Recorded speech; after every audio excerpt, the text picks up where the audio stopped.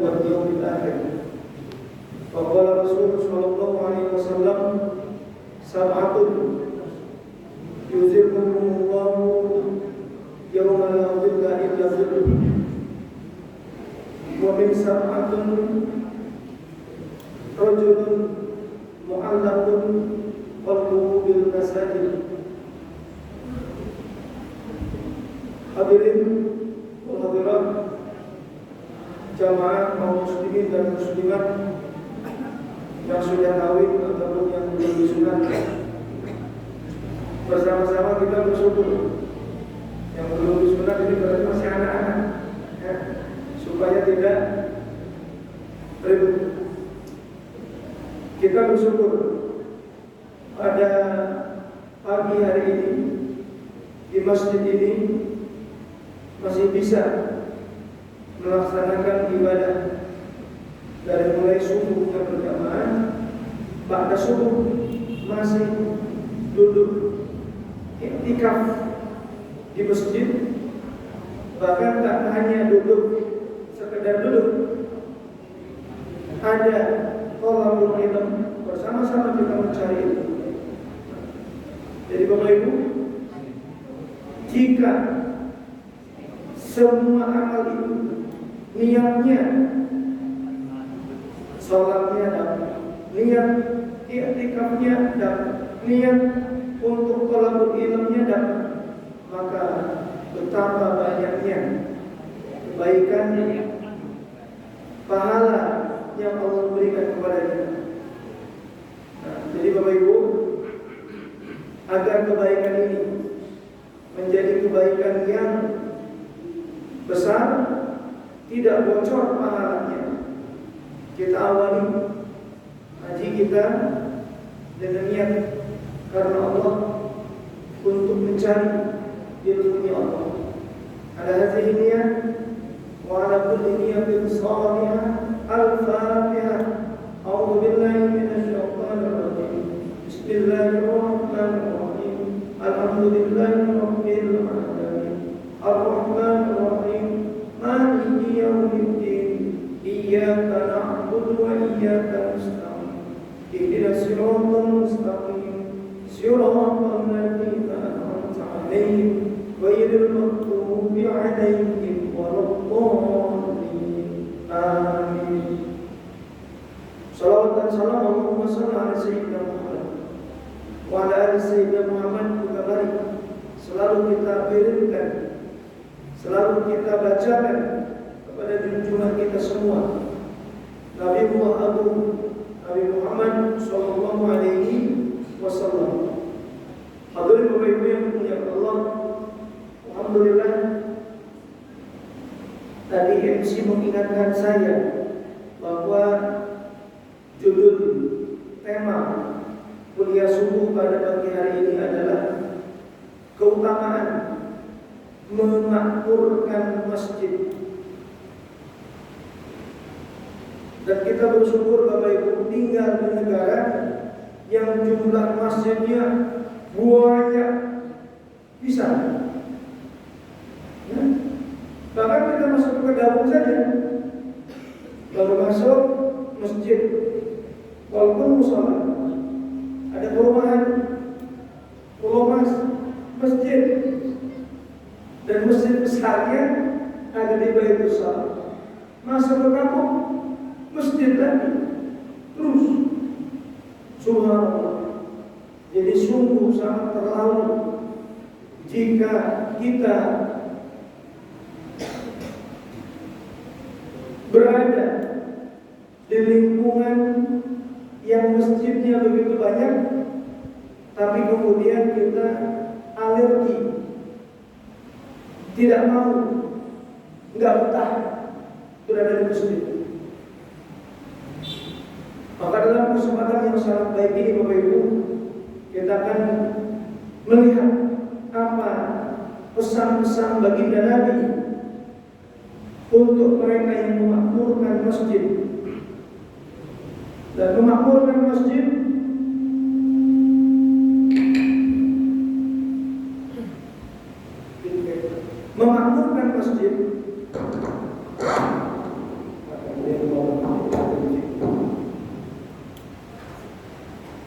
Artinya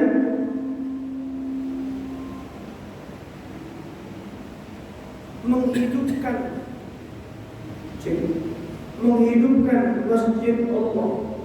Supaya masjid Allahnya hidup, dibangun. Setelah selesai dibangun, diramaikan dengan kegiatan-kegiatan ibadah.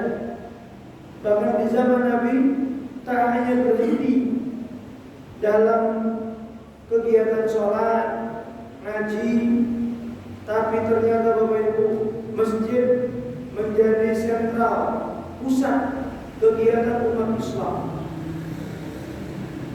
Ada agenda perang Badar. Ternyata Bapak Ibu, tempat markas di mana strategi perang Badar itu disampaikan di masjid. Muncul ayat-ayat ekonomi, perlu mengembangkan ekonomi di pusat kota Madinah. Dan dari mana tempat berawal berpikir agar ekonomi masyarakat Madinah yang baik, yang maju di masjid. Nah, jadi kita simpulkan hadirin Bapak Ibu, mudah-mudahan ke depan masjid-masjid yang ada di negara kita khususnya itu fungsinya semakin besar. Karena fungsinya semakin besar, maka tidak ada masjid yang ditutup. Karena kita ironis, ya, sangat memprihatinkan. Masjid itu kalah dengan warteg. Kapan dibuka? Zuhur. Sebelum zuhur ditutup, dikunci. Nanti habis zuhur ditutup lagi. Kapan lagi dibuka? Nanti asar. Dan seterusnya. Jadi ini jangan sampai terjadi di tempat kita. Karena apa? Karena sangat disayangkan masjidnya dibangun, tapi ternyata fungsinya tidak maksimal. Hadirin Bapak Ibu, mari bersama-sama kita kupas pesan-pesan baginda Nabi berkaitan dengan memakmurkan masjid. Yang pertama, man bana baitallah, atau qala Rasul, bana Allah baitan fil jannah. Dalam riwayat yang lain, man bana al-masjid fil ard, bana Allah baitan fil jannah. Allah Rasul sallallahu alaihi wasallam. Ada Bapak Ibu, yang pertama, barang siapa yang membangun rumah Allah, membangun masjid Allah, maka pahalanya adalah akan dibangunkan untuknya rumah di surga. Hadirin Bapak Ibu, ya, jangan sampai untuk membangun masjid Allah di atas bumi, maka pahalanya, keutamaannya adalah Allah akan membangunkan untuknya satu rumah di surga. Nah, Bapak Ibu, dan alhamdulillah membangun masjid itu, Pak, tak mesti satu orang cari tanah sekian ratus ribu meter, sekian hektar, dibangun dengan duit satu orang sendiri. Ternyata tidak seperti itu, ya. Hadirin Bapak Ibu, apa yang bisa kita kontribusikan? Saya mampu satu sak semen, saya mampu satu batang besi, saya mampu satu rol kabel, saya mampu satu dus granit, saya mampu satu stop kontak. Saya cuma mampu tenaganya saja, karena duit gak punya. Saya cuma mampu ngasih sejadahnya, letir Qur'annya. Itu bagian daripada membangun masjid. Itu bagian daripada membangun masjid. Ya. Jadi membangun sesuai dengan kemampuannya masing-masing. Jadi kita bersyukur kepada Allah, ya. Berapa ratus orang yang membangun masjid Baitus Salam, merenovasinya, ya, ngasih gemburnya, nyumbang semennya, nyumbang yang lain-lainnya. Jika itu ikhlas dilakukan, Bapak Ibu, pahalanya adalah Allah akan bangunkan, akan berikan untuk mereka-mereka yang membangun masjid, rumah di surga nanti. Amin ya rabbal alamin. Nah, yang kedua Bapak Ibu, setelah masjidnya dibangun, fisik jadi, itu bagian daripada membangun masjid. Karena kalau enggak dibangun, nanti masjidnya enggak ada, ya. Dan Nabi membangun masjid itu Bapak Ibu jauh lebih sederhana dari ini. Saya pernah melihat film The Message. Itu ketika Nabi membangun Masjid Kuba, cuma fondasi lah, tidak ada semen, yang seada-ada itu dibangun. Bagaimana atapnya? Atapnya pelepah daun kurma, belum ada spandek, belum ada bekisting cor-coran seperti sekarang. Dan sekarang Bapak Ibu, seiring bergantinya tahun, Masjid Kuba menjadi masjid yang begitu megah sampai 2025. Bagaimana dengan Masjid Nabawi? Awal-awalnya Bapak Ibu hanya dibangun fondasi, masih tanah, tiangnya dari kayu, atapnya dari pelepah kurma.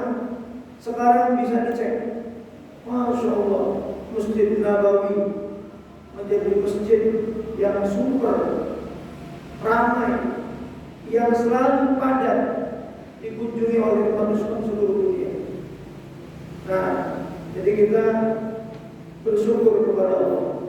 Dan saya masih ingat waktu SMP itu pernah lewat ke sini, Masjid Baitus Salam yang masih kecil. Tapi sekarang subhanallah, anak saya sudah SMP, masjidnya sudah mulai melebar. Nah, jadi alhamdulillah selalu ada kemajuan, ada perkembangan. Kemudian yang kedua Bapak Ibu, dekatkan hati kita dengan masjid. Saya tadi di awal menyampaikan satu hadis. Nabi menginformasikan di akhirat nanti ada 7 golongan yang akan mendapatkan perlindungan khusus dari Allah. Sab'atun yuzilluhumullahu yawma la zilla illa zilluh. Di akhirat nanti ada 7 golongan yang mendapatkan perlindungan langsung dari Allah, dan saat itu Bapak Ibu tidak ada yang bisa melindungi kecuali Allah. Syafaat bisa dari Nabi, bisa dari puasa, bisa dari Quran, bisa dari sedekah. Tapi untuk perlindungan tidak ada kecuali perlindungan Allah. Hanya diberikan kepada 7 golongan. Siapa 7 golongan yang dimaksud? Nomor kelima Bapak Ibu, rajulun mu'allaqun qalbuhu bil masajid, orang yang hatinya dekat dengan masjid.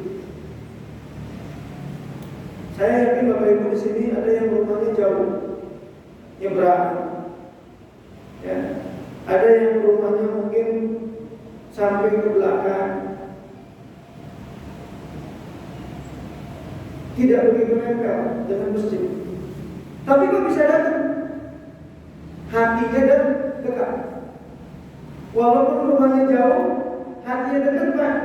Dijujuk, dijak-jak, didatangi sampai. Jadi Bapak Ibu, ironis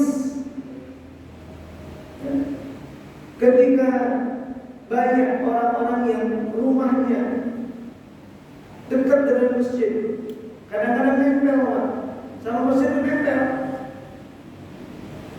Tapi mohon maaf, kalau hatinya tidak dekat, duhur beli ke dalam, asar nggak nampak, maghrib isya sama sekali, subuh apalagi. Nah, jadi kita Bapak Ibu, setelah masjid ini ada, memakmurkan masjid perlu hati yang dekat dengan masjid. Dan ini sangat beruntung kalau Bapak Ibu mendengar hayya 'alas shalah dari masjid Baitul Salam, ya Allah, dipanggil nih sama Allah. Ya.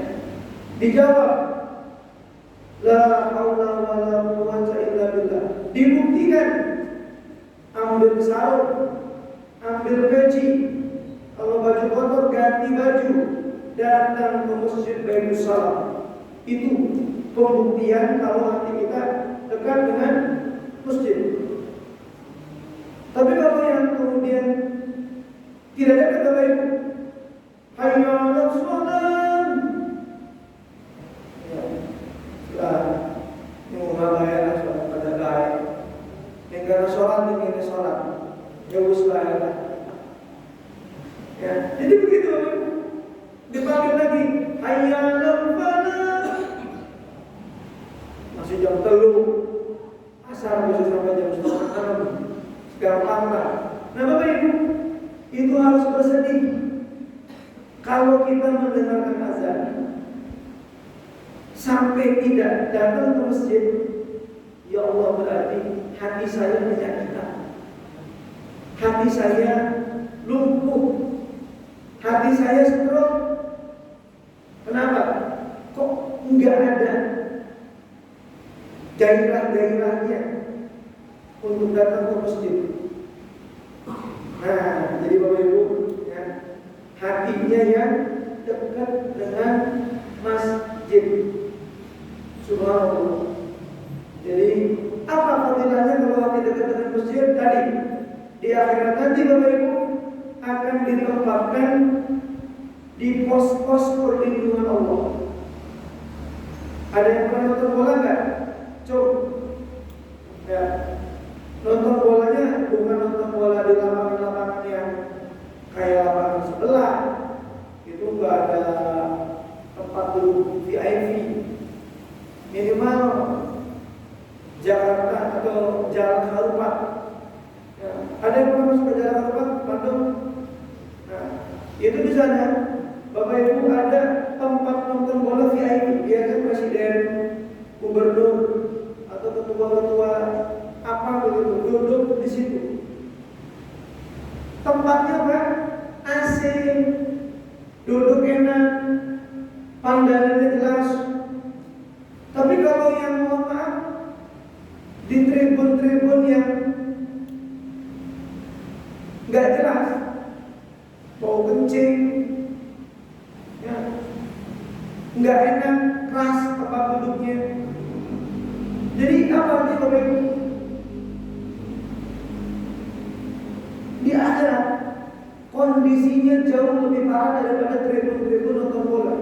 Matahari diturunkan, tidak ada tukang jualan, panasnya naudzubillah min dzalik. Hadirin Bapak Ibu, tapi ada tempat-tempat perlindungan yang Allah sediakan, di antaranya untuk Bapak Ibu yang dulu di dunianya memakmurkan masjid karena hatinya yang dekat dengan masjid. Ini bapak-bapak yang sekarang alhamdulillahirabbil alamin, lendotan, ngantuk, selonjoran.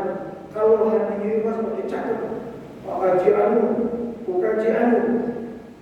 Nanti di akhirat semua yang hatinya dekat dengan masjid dipanggil, nih duduknya di tempat VIP,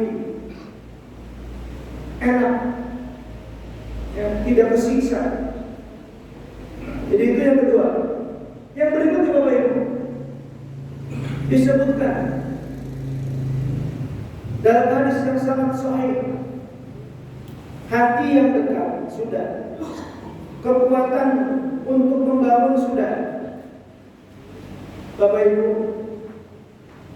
begitu banyak riwayat janji Nabi untuk mereka yang mendatangi masjid.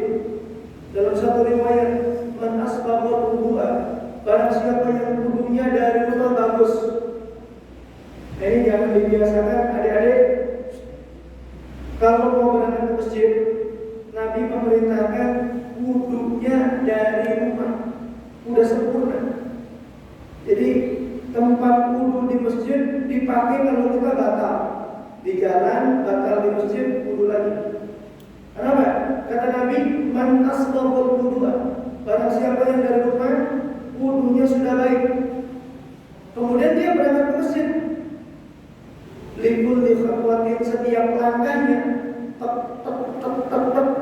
satu langkah menghapus dosa, satu langkah menaikkan derajat, satu langkah menaikkan dosa, menghapus dosa, langkah berikutnya menaikkan derajat. Jadi begitu kaki kita dep suci dalam kondisi berwudu, pengen datang ke Baitul Salam, ada banyak dosa yang dihapus, ada penaikan derajat yang diangkat oleh Allah lebih tinggi. Ya, Bapak Ibu yang dirahmati Allah Subhanahu wa taala. Itu bagi yang datang ke masjid. Yang datang ke gereja Pak juga dapat, walaupun wudu dulu. Pak mau kemana? Ganteng, rapi, udah wudu lagi. Mau ke gereja Pak, ada diskon. Enggak ada. Maka riwayat ini perlu ditangkap. Yang paling beruntung Bapak Ibu, orang yang rumahnya paling jauh dengan masjid. Kenapa? Langkahnya banyak. Karena kalau Bapak Ibu jaraknya cuma 100 meter, setiap meternya ada 3 langkah, maka Bapak Ibu 3 kali 100 cuma dapat 300 langkah. 150 penghapusan dosa, 150 dinaikkan derajat kita. Jadi ada Bapak Ibu, ya, kalau kita menginginkan ngerasa ya Allah pengen banyak dosa yang dihapus, tolong muter. Ya, misalkan pada Bapak rumahnya di sebelah, kalau bisa muter terus ke bypass, terus ke motornya ke sini, boleh nggak? Boleh. Apalagi nanti untuk Idul Fitri Pak, boleh. Ya, nggak ada yang melarang. Cuman berangkatnya jangan pas dipanggil sholat. Khawatir sudah mendengar azan, gara-gara pengen banyak dosa yang dihapus, muter, berangkat asar sampai ke sini maghrib. Nah, ambil langkah-langkah yang menurut Bapak Ibu itu jangan motong jalan, jangan terlalu singkat, ya, supaya keutamaan yang tadi dihapus dosa kita, diangkat derajat kita, semakin banyak langkah, semakin banyak pengampunan Allah. Nah itu yang ketiga Bapak Ibu. Yang berikutnya, hadirin Bapak Ibu, keutamaan lain. Man masya ilal masjid, barang siapa yang mendatangi masjid, berjalan ke masjid, li'ada'il maktubah, untuk mengerjakan sholat berjamaah, sholat fardu fi jama'atin, secara berjamaah, faka'annahu fil hajj, maka seakan-akan dia sedang melaksanakan ibadah haji. Pak, ini kan sholat subuh.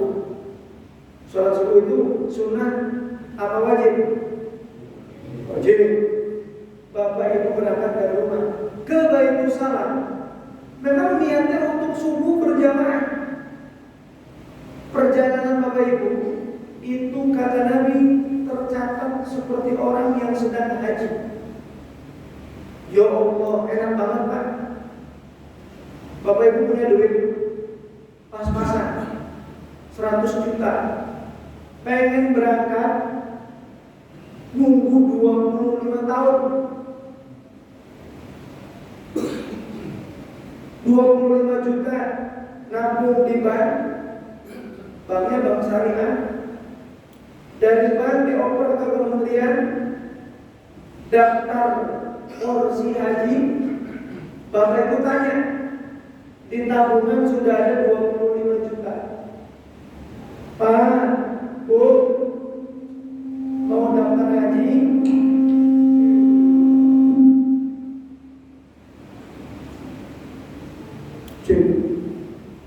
Tampaknya memang mic-nya juga pakai kemampuan masjid. Masih tahu bapak-bapak jangan pada ngantuk. Hebat mic-nya Pak Bayu Salam, canggih. Biar pada melek. Subhanallah, ini yang disebut dengan mic 5G. Masya Allah. Hadir Bapak Ibu. Tadi ya, supaya enak semangat kalau datang ke masjid itu. Kata Nabi, sedang haji untuk sholat fardu berjamaah, dia tercatat seperti orang yang sedang haji. Bapak Ibu harus yakini, karena Nabi yang menyampaikan. Kalau sekarang enak bisa masuk haji umroh, ya itu bayar, angkat yang kita bandingkan, boleh Bapak Ibu. Orang yang punya duit ditabung 25 juta, datang ke Kementerian Agama, ke kantor daftar haji, wajib haji. Saya sudah daftar haji nih 25 juta. Kira-kira berangkatnya tahun kapan? Oh ya nunggu ya. Berapa nunggunya Pak? 25 tahun Pak. Kabupaten Cirebon. Bisa cepat enggak? Bisa Pak. Bisa cepat. Cuman nanti masuknya ke program kecepatan. Berapa bayarnya? 150 juta. Kapan berangkatnya? 5 tahun lagi. Begitu. Ada yang lebih cepat nggak? Ada. Namanya haji furoda. Kapan berangkatnya tahun ini? Berapa bayarnya? Hampir 300 juta. Bapak Ibu, duitnya segede. Kata Ustaz Yusuf Mansur, duitnya dari mana? Dari mana? Nah jadi Bapak Ibu, nggak usah memaksakan diri. Pengen nongol, pengen cepat berangkat. Udah, kalau memang pengen tercatat haji, pengen dapat pahala haji, datang ke Baitul Salam, makmurkan. Berangkat dari rumah, wudu sempurna, tujuannya untuk wajib berjamaah, dan itu berlaku zuhur, asar, maghrib, isya, subuh. Subhanallah. Jadi kurang apa kali kita baik. Tak mesti jadi orang Saudi supaya pengen bisa haji. Jadi orang Kedawung pengen haji gampang, datang ke Baitul Salam untuk melaksanakan sholat fardu berjamaah. Ada lagi Nabi menyampaikan, wa man masya ilal masjid li ada'i tatawwu. Barang siapa yang datang ke masjid untuk melaksanakan sholat sunnah. Jadi di rumah bagus Bapak Ibu sholat sunnah, di masjid lebih bagus. Kenapa? Karena Nabi yang pengen sunnahnya di masjid, fahiya fahuwa kal umrah, maka dia seperti orang yang sedang berumrah. Oh, dalam riwayat yang lain, ka'annahu mu'tamir, seperti orang yang sedang melaksanakan ibadah umrah. Jadi nanti Bapak Ibu pulang syuruk, pengen duha, datang datang lagi ke Baitul Salam untuk dua rakaat, Bapak Ibu tercatat seperti orang yang sedang umroh. Subhanallah. Ternyata luar biasa agama kita, Nabi kita membahagiakan umatnya untuk memakmurkan masjid. Dengan apa? Dengan balasan di akhirat. Yang membangun masjid, Allah akan bangunkan rumah untuknya di surga. Yang hatinya dekat dengan masjid, walaupun rumahnya nggak nempel dengan masjid, maka Allah akan tempatkan dia di tempat khusus di hari kiamat. Di saat semua orang kepanasan, dia adem karena Allah yang melindungi. Di saat orang jejeritan, maka dia santai. Kenapa? Karena dia dalam perlindungan Allah. Yang ketiga, Bapak Ibu, akan diangkat derajatnya, dihapus kesalahannya, gara-gara Bapak Ibu dari rumah berjalan kaki menuju ke masjid. Maka tadi saya menyampaikan, yang rumahnya dengan masjid, tolong nyari jalan muter datang ke Baitul Salam agar makin banyak langkah, makin banyak salah yang dihapus, makin banyak derajat yang diangkat oleh Allah. Yang terakhir, barang siapa yang memakmurkan masjid, datang ke masjid untuk sholat berjamaah, maka dia tercatat seperti orang yang sedang haji. Barang siapa yang melaksanakan sholat sunnah di masjid, perjalanannya sampai pulangnya terhitung seperti orang yang sedang umroh. Maka Bapak Ibu, ya, tidak ada alasan untuk tidak ada di masjid. Maka di masjid itu harus betah seperti ikan di dalam kolam. Jadi kalau di masjid jelalatan, duduk makanan salah, ya, itu berarti ada setan bokong yang mengganggu Bapak Ibu agar ada suwe-suwe di masjid. Begitu kurang lebih. Ya, itu Bapak Ibu yang bisa disampaikan.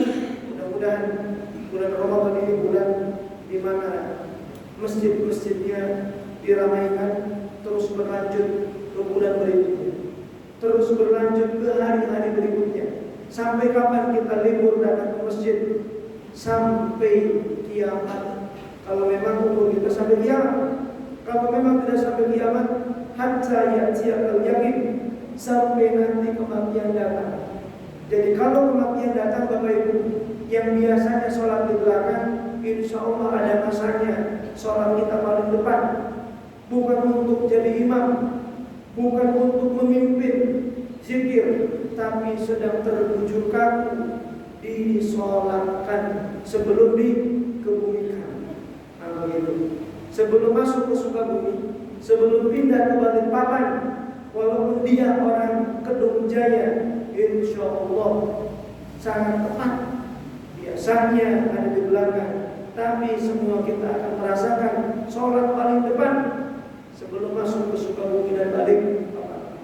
Asyhadu an la ilaha illallah, astaghfirullah, nas'alukal jannata wa na'udzubika minan nar.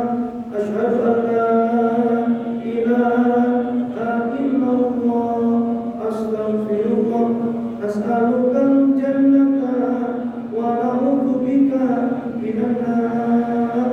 Asyhadu an la ilaha illallah, astaghfirullah, nas'alukal jannata wa na'udzubika minan nar. Allahumma innaka afuwwun tuhibbul afwa fa'fu 'anna. Allahumma innaka afuwwun tuhibbul afwa fa'fu 'anna. Allahumma innaka afuwwun tuhibbul afwa fa'fu 'anna ya karim. A'udzu billahi minasyaitonir rajim. Bismillahirrahmanirrahim. Alhamdulillahirabbil alamin. Hamdan musyakirin, hamdan na'min, hamdan yu'affi'u wa yukafi'u mazida. Ya Rabbana hamduka man yughni ya karim wa sultan. Rabbana rabbana anfusana wa lam taghfir lana wa tarhamna lanakunanna minal khasirin. Rabbana la tuzigh qulubana ba'da idh hadaytana wa hab lana min ladunka rahmah innaka antal wahhab. ربنا افتح بيننا وبين قومنا بالحق وأنت خير الفاتحين ربنا هب لنا من أزواجنا وذرياتنا قرة أعين واجعلنا للمتقين إماما يا حي يا قيوم برحمتك نستغيث اللهم اصلح لنا شؤوننا كلها ولا تكلنا إلى أنفسنا طرفة عين يا حي يا قيوم برحمتك نستغيث اللهم أعنا على ذكرك وشكرك وحسن عبادتك لا إله إلا الله العظيم الحليم لا إله إلا الله رب العرش العظيم لا إله إلا الله رب السماوات ورب الأرض ورب العرش الكريم اللهم انفعنا بما علمتنا وعلمنا ما ينفعنا اللهم اغفر بحلالك عن حرمك واغفر بفضلك عمن سواك ربنا آتنا في الدنيا حسنة وفي الآخرة حسنة وقنا عذاب النار وقنا عذاب النار وقنا عذاب النار سبحان ربك رب العزة عما يصفون وسلام على المرسلين والحمد لله رب العالمين الفاتحة أعوذ بالله من الشيطان الرجيم بسم الله الرحمن الرحيم الحمد لله رب العالمين الرحمن الرحيم مالك يوم الدين إياك نعبد وإياك نستعين اهدنا الصراط المستقيم صراط الذين أنعمت عليهم غير المغضوب